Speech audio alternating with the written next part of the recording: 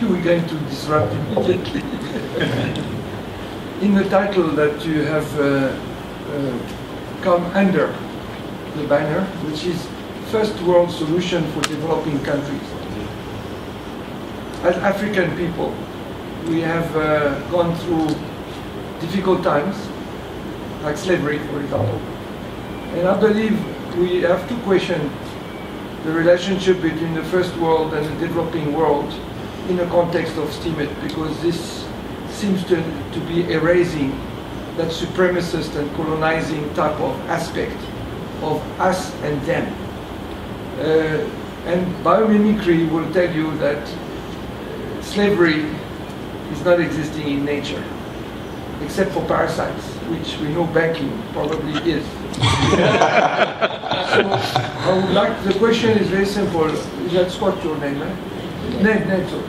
Okay. Scott's my last name. So. Well, can we, Scott Ned? Yeah, sure. Right. So what would be the context of putting STIMIT and the community of practice around STIMIT, around something that will not bring up very deep traumas in African hearts about being slaves because of words that are used like this?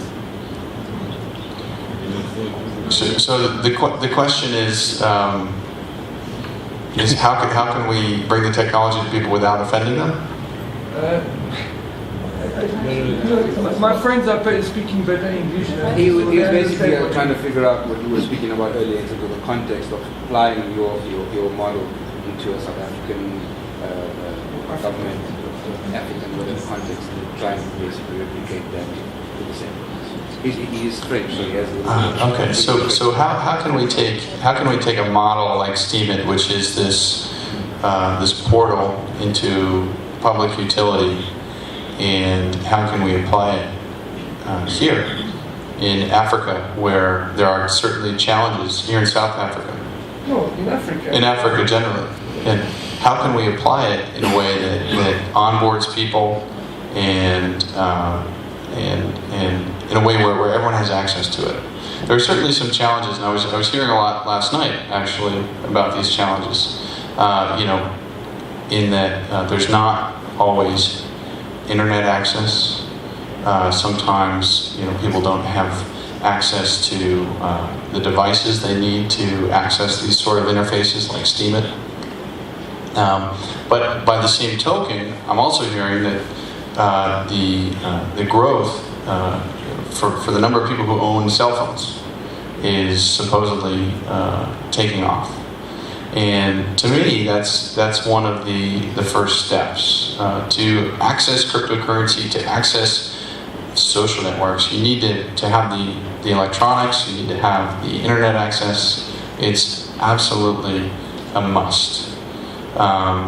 So assuming we can get cell phones, smartphones in everyone's hands, then there's no more, there's not necessarily a barrier to entry there anymore from a hardware perspective.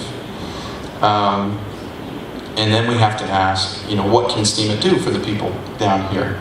Well, the ideal solution would handle a lot of things. One, we would certainly be trying to solve identity challenges. You want people to come to these systems and put forward a sort of identity or a pseudo-identity to identify themselves so that they can interact with other people, in a way that is familiar to the people that they interact with. Just like in any business relationship, if you get to know someone by their first name and are comfortable with them, you're more likely to do business with them. So identity and reputation is another big factor here. So imagine you take Africa and everybody suddenly has a Steam account, right?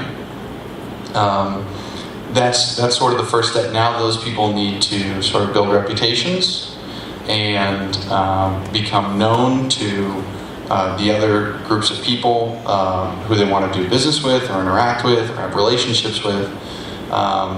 And if you assume that everybody does that and everyone connects and follows all their friends and develops a web of relationships, now there's so many more opportunities for that specific person. They can reach out to those people, they can interact with those people, they can trade with those people.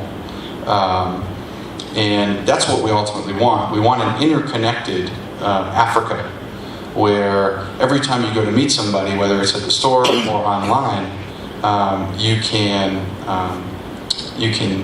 reference that person's reputation, and you can perhaps see how they treated others in past transactions, so that you know whether or not you can trust that person.